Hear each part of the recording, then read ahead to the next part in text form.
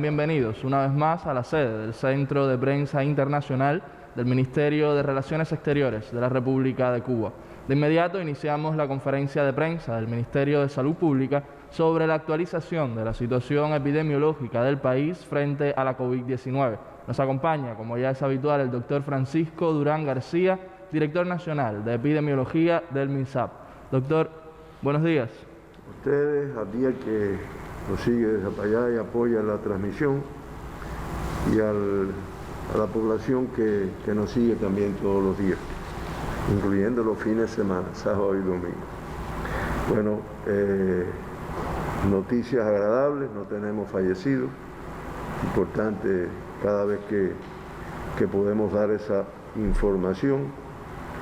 Se mantienen en nuestros hospitales ingresados 631 pacientes, la cifra más baja que hemos tenido en los últimos 15 días, sospechosos 464 y confirmados 177. En la atención primaria de salud, 1.699 personas se vigilan en la atención. En el día de ayer, para diagnosticar la COVID-19, el virus SARS-CoV-2, se realizaron 1.718 muestras en los laboratorios de biología molecular del Instituto de Medicina Tropical Pedro Curí, 749, es el laboratorio de más capacidad que tenemos en nuestro país, además de ser el laboratorio de referencia. En el laboratorio de biología molecular del Centro Provincial de Higiene, Epidemiología y Microbiología de Santiago de Cuba, 365, en el de Villa Clara, 288, en el de La Habana, 282, y en el del Hospital Hermanos Amejeira, ellos habían sacado un gran número de muestras ayer, por lo tanto ayer lo que quedaba para procesar eran 34 muestras. Como resultado de estas 1.718 muestras que se analizaron en el día de ayer, 15 resultaron positivos. Esto da un 0,87% de las pruebas analizadas resultaron positivas a la COVID-19. De esta forma, Cuba acumula 92.629 muestras realizadas y 1.931 positivas, el 2,1% de las muestras procesadas. Los 15 nuevos casos confirmados son cubanos todos, situación que se viene comportando desde hace varios días. El 100% son contactos de casos confirmados, o sea, se hizo un profundo análisis epidemiológico y se detectaron incluso estando ya en centros de atención, estando ingresados como contacto de los casos estudiados. Y de esta forma, en Cuba, en la epidemia de esta enfermedad, de los 1.931 casos que se han confirmado, 1.690, el 89,4%, han sido contactos de casos confirmados anteriormente. Ninguno ayer se dejó de precisar la fuente de infección, no obstante acumulamos 69, el 3,6% de la epidemia. Y se mantienen los mismos con fuente de infección en el extranjero, los 131 que se habían diagnosticado en semanas anteriores, el 7%. El sexo femenino se nos fue adelante con 9 casos de los 15 de ayer, el 60%. No obstante, en el acumulado de la epidemia, el 48,9% son del sexo femenino, 945. Y 6 del día de ayer son del sexo masculino, se acumulan 986, que es el 51,1%. En otra oportunidad, en otra conferencia, les voy a comentar algunos estudios que se han hecho donde se le da una explicación por qué es más frecuente la enfermedad en el sexo masculino que en el sexo femenino. Incluso por qué el sexo masculino tiene algunas características que le explicaremos en su momento, que hacen que a veces la evolución tenga más complicaciones que el sexo femenino. El 60% de los casos, o sea, 9 de los 15, fueron asintomáticos, y ya en la epidemia de Cuba, el 50%, ya no desde ayer, el 50%, o sea, 967 casos, han sido sintomáticos en el momento del diagnóstico. Hoy nos referiremos a el tema de los asintomáticos en esta enfermedad, que es una de las cosas que le da complejidad. El grupo de edad más afectado fue el de 40 a 60 años de edad, con 8 casos, el 53,3%. Ayer se diagnosticó un niño de 7 años de edad, de Centro Habana, contacto de un caso que ya se había confirmado anteriormente, y otro niño de 16 años de edad, también de Centro Habana, y contacto también de un caso confirmado. De esta forma ya se acumulan 196 niños confirmados en nuestro país, de los cuales ya se encuentran de alta 166.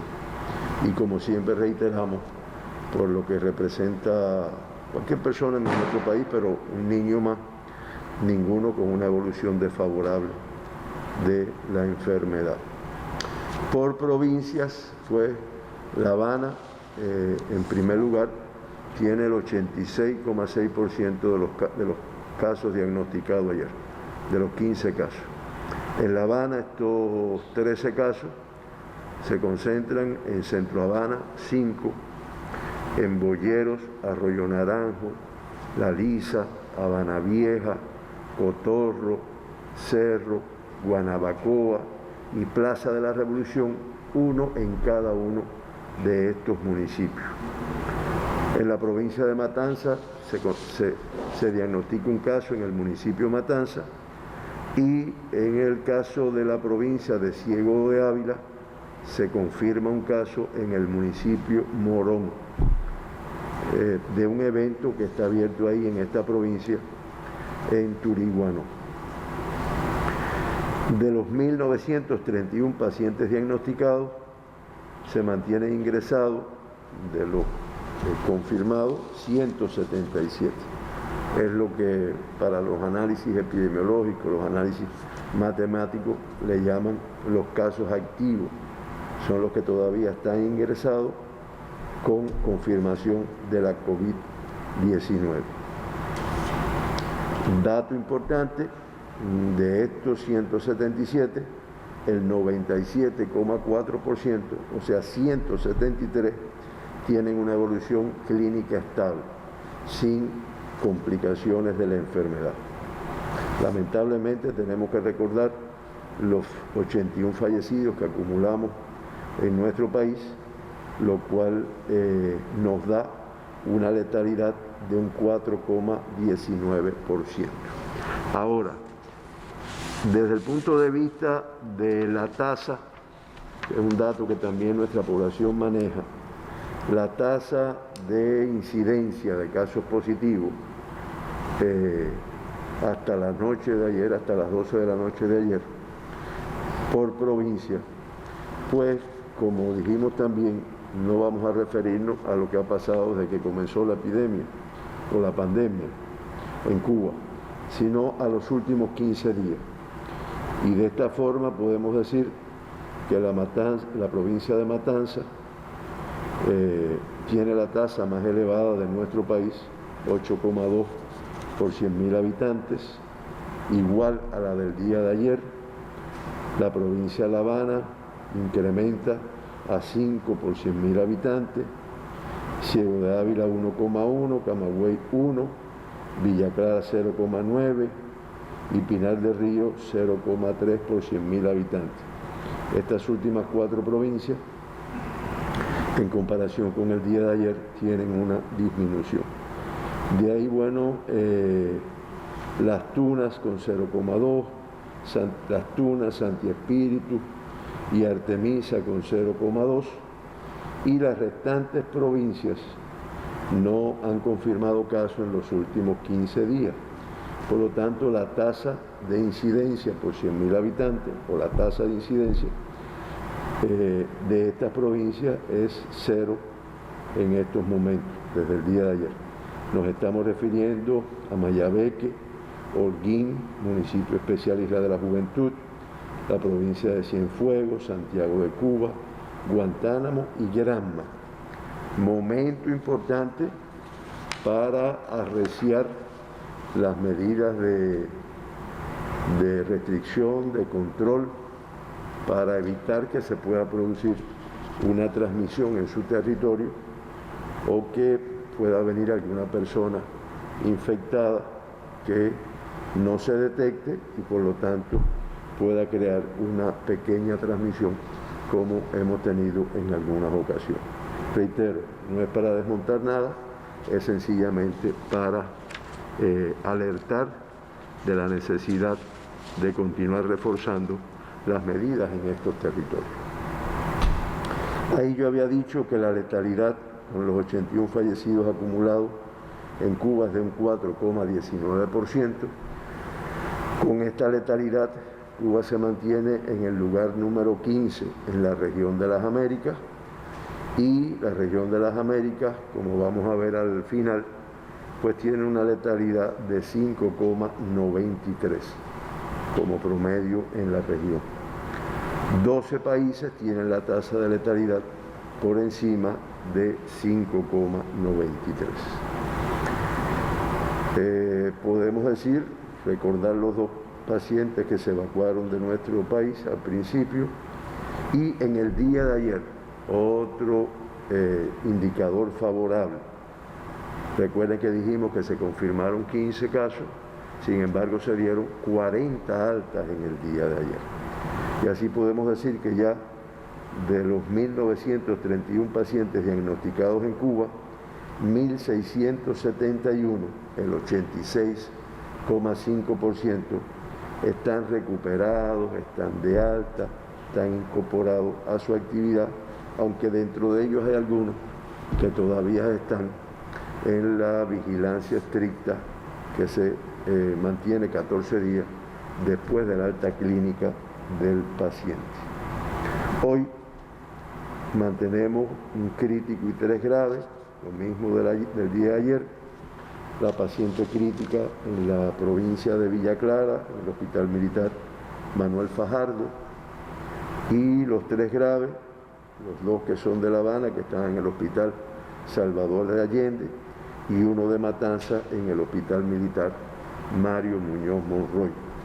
Con mucha satisfacción vimos en las imágenes de la televisión que nos ha acompañado en la información con esta pandemia en todo momento, pues vimos el alta de la enfermera que vino de Venezuela, que vino enferma, que estuvo grave, que estuvo crítica, que mejoró, o sea que tuvo un grupo de complicaciones, y ya con satisfacción en el día de ayer, enfermera de Villa Clara, vimos que se fue de alta, recuperada de la enfermedad.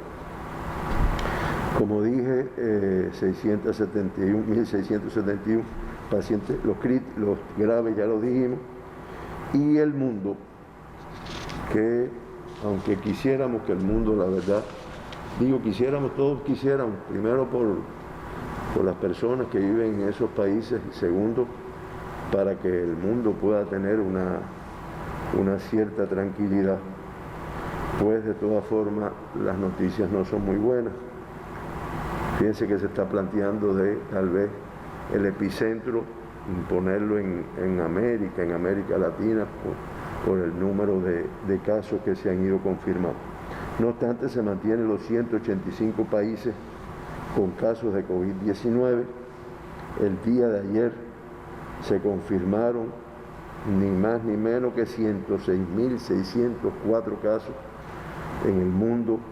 Eso acumula ya 5.067.579 casos confirmados, y lamentablemente 4.807 personas fallecieron en el día de ayer, lo cual da un acumulado de 711 fallecidos. Esa es una letalidad muy similar a la del día de ayer, de 6,57%. La región de las Américas ya constituye el 45,49% del total de casos reportados en el mundo, y ayer se diagnosticaron en nuestra región 59.870 casos, para un acumulado de 2.305.094 casos confirmados en la región. Fallecieron 3.284, se acumulan 136.725, y eso da para la región de las Américas, como habíamos dicho anteriormente, una letalidad del 5,93%. Hasta aquí nuestra información, y bueno, escuchamos las preguntas que puedan haberse realizado. Comenzamos, doctor, la ronda de preguntas. La primera pregunta formulada por el periódico Adelante de la provincia de Camagüey, y dice lo siguiente: he leído que la Organización Mundial de la Salud publicó un informe en el que afirma que no hallaron pruebas concluyentes de que el coronavirus se pueda transmitir por el contacto de la piel humana con superficies infectadas. El estudio hace referencia a otro informe en el que se precisaba que el virus podría sobrevivir hasta 7 días sobre una superficie, pero recuerda que estas pruebas fueron realizadas en un laboratorio lejos de las condiciones del mundo real. Pregunta el periódico Adelante: ¿qué medidas cambiarían en Cuba relacionadas con esta posibilidad? Una segunda pregunta: si tenemos en cuenta que uno de los modos de transmisión de la enfermedad es mediante las partículas de saliva, en caso de quitarse en el país algunas de las restricciones, ¿cómo quedaría la referida al uso de la mascarilla? ¿Pudieran dejarse a la conciencia de cada cual de que tiene que protegerse o de no contagiar a otros si padece incluso de un supuesto catarro? Oiga, con una pregunta tan larga, la respuesta tiene que ser larga. Pero fíjense, voy a arrancar por el principio. Esto no modifica nada las medidas de nuestro país. Yo lo digo porque buscamos información, y es verdad que hay una información de la AFP, Agencia Francesa de Prensa, que plantea que la Organización Mundial de la Salud publicó un informe en el que afirma que no halló pruebas concluyentes de que el coronavirus se pueda transmitir por el contacto de la piel humana con superficies infectadas. O sea, yo estornudo, yo toso o yo hablo sin nasobuco, tengo COVID-19 y yo vengo después y ya no hay virus en la superficie. Esto contradice bastante todos los estudios que se han argumentado anteriormente, y de todas formas nosotros profundizamos. Se ha planteado que el virus puede vivir, después vamos a verlo ahí en un cuadro, en dependencia de las características de la superficie. Estos son estudios que se han hecho. Es verdad que se plantea en este artículo que estos estudios son de laboratorio, pero también encontramos que se han hecho estudios en el terreno que han podido explicar esto que está aquí. Y antes de ver el cuadro, en relación con el artículo que nosotros también lo revisamos, pues hay un párrafo en el cual dice: aunque no se tiene constancia por el momento de que no se produzca la transmisión, o sea, de este tipo de casos, o sea que la superficie no entraña ningún riesgo, la OMS no descarta que estas superficies pudieran tener el virus. Por lo tanto, es una información que tenemos que seguir buscando nuevos estudios y demás. Si encontramos un estudio en el cual se plantea como lo que ya conocemos, como las gotas de saliva, que eso le llaman las microgotas de flujo, mayores de 5 micras, pues al hablar, al toser, al estornudar, pues pueden caer sobre superficie. Primero, si tengo a alguien cercano a mí, pues lo puedo contagiar. Segundo, puede caer en superficie y ¿cómo se llama? Y provocar que se contaminen la superficie. Se han hecho análisis que miden o que han medido a través del tiempo en estas superficies durante qué tiempo permanece, y si me ayudan ponemos ahí ya ahora el cuadro, y realmente se plantea que en el aire, en suspensión, las microgotas de flúor se está durante hasta 3 horas. Sobre el cobre, o sea, una superficie metálica de cobre, hasta 4 horas. Sobre el cartón, hasta 24 horas. Sobre el plástico, entre 2 y 3 días. Y sobre el acero, también entre 2 y 3 días. O sea, indiscutiblemente con diferencias en cuanto al tiempo en que se mantiene las gotas de saliva, las microgotas en la superficie, cambia, pero lo que sí está claro es que hay, hasta lo que se ha demostrado hasta ahora con diferentes estudios, hay una contaminación que es muy riesgosa. Dicho esto, dejo también claro que no, porque si dijéramos que no es así, pues mira, no hay que estar desinfectando la superficie, ni los pasamanos, ni los picaportes de la puerta, ni las barandas de los diferentes lugares, ni tener la desinfección de las manos continuamente, ni el lavado de las manos, ni el nasobuco, porque bueno, si no, y realmente eso no son medidas que donde se han aplicado,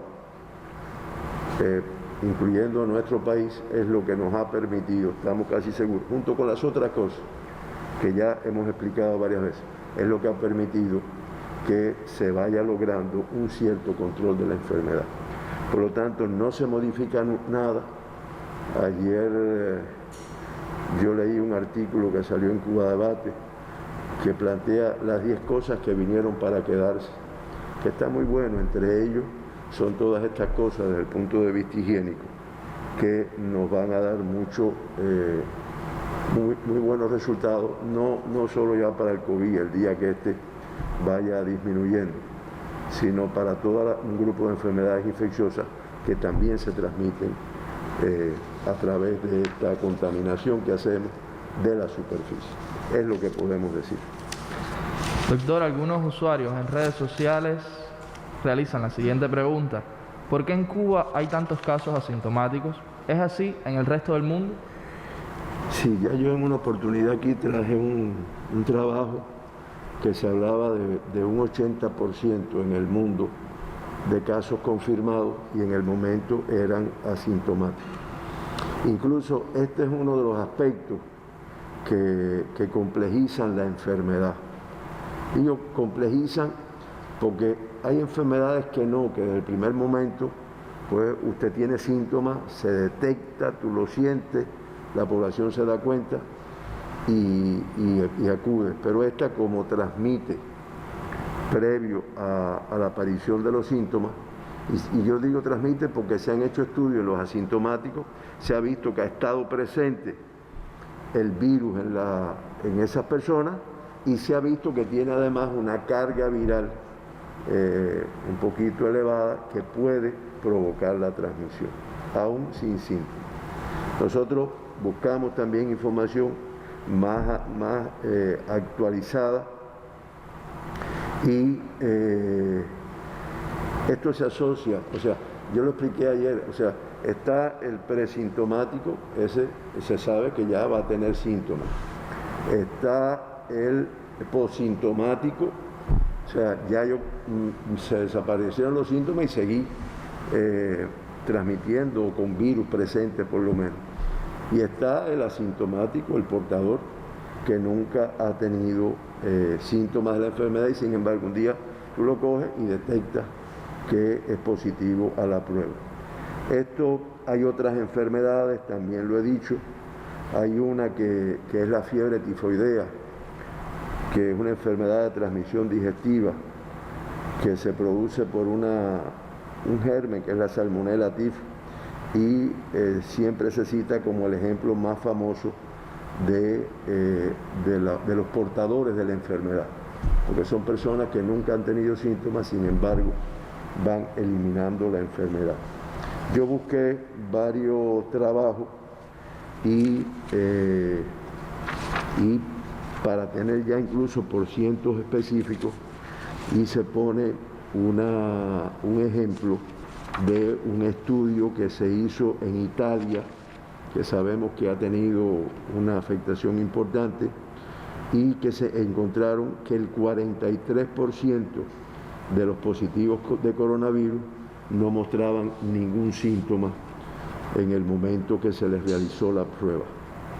Después, en Boston, se estudiaron 397 personas alojados en un refugio para los sin techo, como le llaman, a los deambulantes que no tienen dónde vivir, y el 36% dio positivo a COVID, y no, o sea, el 36% de los que detectaron eran asintomáticos en el momento del diagnóstico.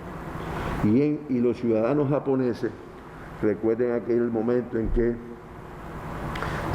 Japón evacuó todos los ciudadanos de este país que se encontraban en Wuhan, la provincia o la ciudad donde comenzó las primeras manifestaciones en China, y que se le hizo la prueba y el 30% estaban infectados, asintomáticos.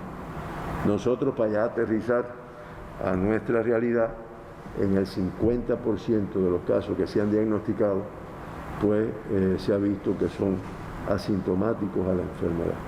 Por lo tanto, por ahí andan las cosas.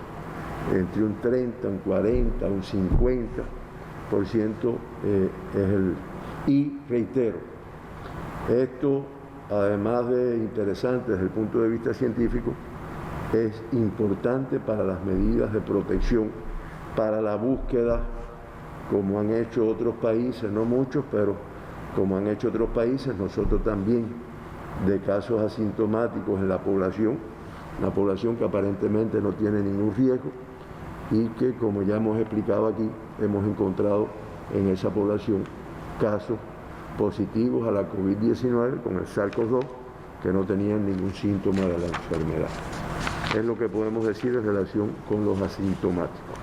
Otro usuario de redes sociales comenta lo siguiente: quisiera, de ser posible, informaran el número de personas en aislamiento nacionalmente, pues imaginamos que esos sean los contactos de los casos positivos y que no se encuentran ingresados en hospitales, sino en lugares destinados para ello, aparte de los viajeros que llegan al país. Eso, tenemos centros de aislamiento. En la cifra de ingresados se incluyen también contactos, en ocasiones viajeros, y esto es algo que ha ido disminuyendo. Por lo tanto, en la cifra que damos todos los días de pacientes ingresados, pues se incluyen estas personas. Como hemos estado recibiendo información, han arribado algunos vuelos con extranjeros, una parte de ellos procedente de los Estados Unidos. Extranjeros no, generalmente son cubanos que se encontraban en el momento que comenzó la pandemia en este país y que están regresando. Esos viajeros van para centros de aislamiento.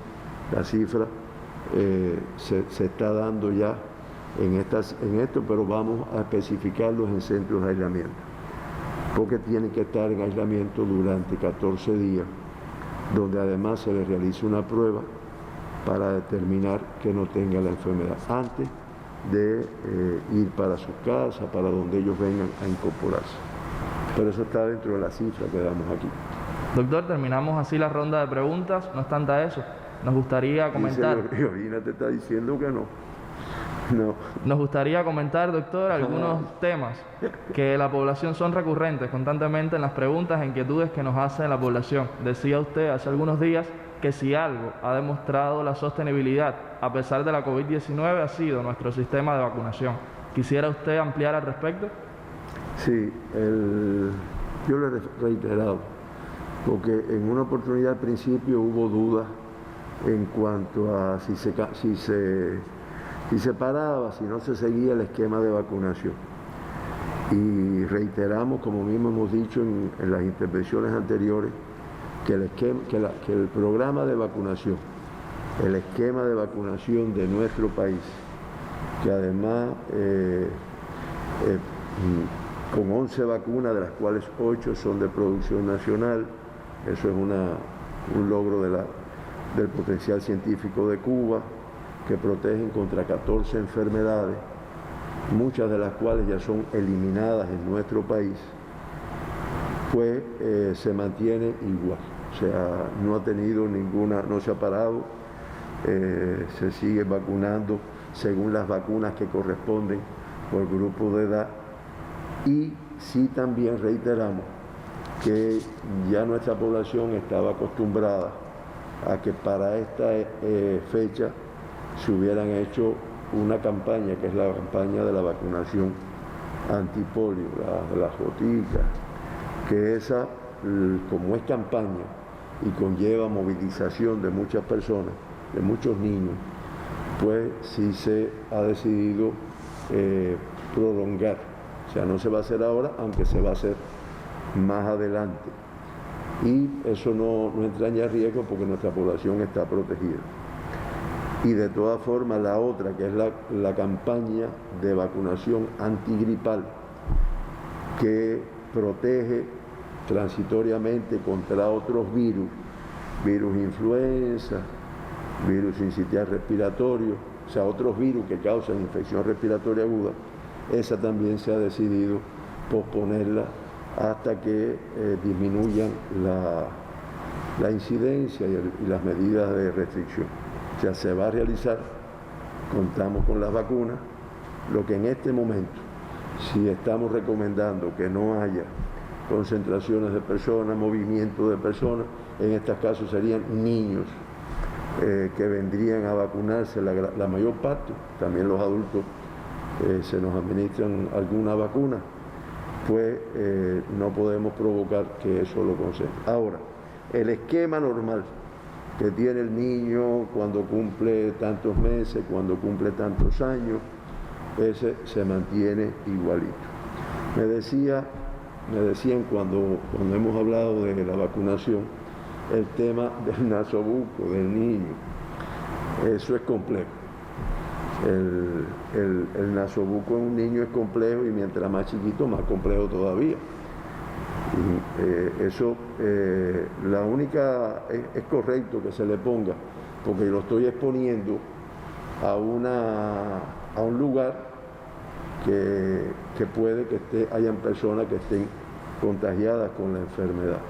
Por lo tanto, una insistencia a las madres a que le mantengan, a que le pongan el nasobuco, traten de aguantárselo al niño mientras esté en esto, y ya después que llegue a la casa, bueno, pues se pueden tomar otras medidas después de desinfectarse, pero sí que lo utilice y que en ningún momento deje de vacunar a nuestra población, que además la recomendación de la Organización Mundial de la Salud, porque en la medida que la persona esté inmunitariamente más protegida, pues ayuda a que la enfermedad o no lo proteja, no es que lo proteja contra esta enfermedad, pero sí que su nivel inmunitario esté muy bien, muy estable, muy bien en ese momento. Creo que sí, que ahora terminamos. Agradecemos tanta información, o sea, que nuestra población nos siga con estas informaciones que son útiles para el COVID y para la salud en general. Muchas gracias. El agradecimiento para usted, doctor, para los corresponsales por sus preguntas, usuarios de redes sociales y otras plataformas digitales y, por supuesto, para todos los que nos siguen. Abdiel, volvemos contigo.